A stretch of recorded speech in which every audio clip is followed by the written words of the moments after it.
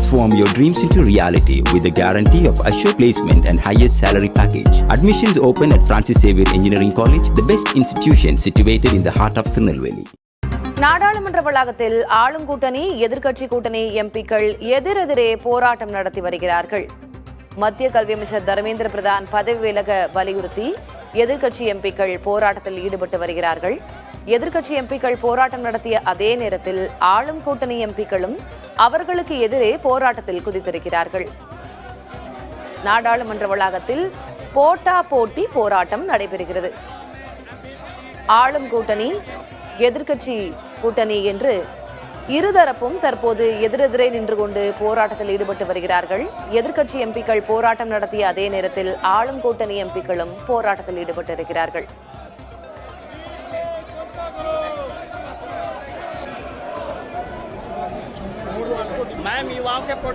மத்திய கல்வி அமைச்சர் தர்மேந்திர பிரதான் பதவி விலக வலியுறுத்தி எதிர்க்கட்சி எம்பிக்கள் போராட்டத்தில் ஈடுபட்டு வரக்கூடிய சூழலில் அதே நேரத்தில் ஆளுங்கூட்டணி எம்பிக்களும் அவர்களுக்கு எதிரே போராட்டத்தில் ஈடுபட்டு வருகிறார்கள். கூடுதல் விவரங்களை வழங்குவதற்காக டெல்லி தலைமைச் செய்தியாளர் கணபதி இணைந்திருக்கிறார். கணபதி, எதிர்க்கட்சி உறுப்பினர்களுடைய போராட்டத்தை நம்ம கடந்த ஒரு சில நாட்களா பார்த்து கொண்டுதான் இருக்கிறோம்.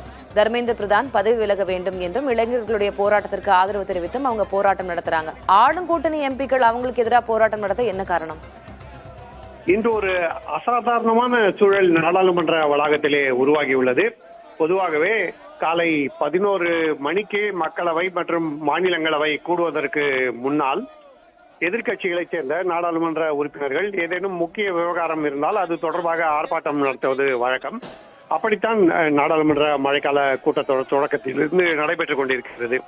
அப்படிப்பட்ட சூழ்நிலையிலே இன்று தேசிய ஜனநாயக கூட்டணியின் நாடாளுமன்ற உறுப்பினர்களும் பதில் ஆர்ப்பாட்டம் நடத்துவதற்கு முடிவு செய்ததால் நாடாளுமன்ற வளாகத்திலே மோதல் போக்கு நேர் எதிரே இரண்டு குழுக்களும், ஒரு பக்கம் எதிர்க்கட்சிகளை சேர்ந்த நாடாளுமன்ற உறுப்பினர்கள், இன்னொரு பக்கம் ஆளும் கூட்டணியை சேர்ந்த நாடாளுமன்ற உறுப்பினர்கள் என்று ஒரே நேரத்தில் முழக்கங்களை எழுப்பி போட்டா போட்டியாக ஆர்ப்பாட்டங்களை நடத்தி கொண்டிருக்கிறார்கள்.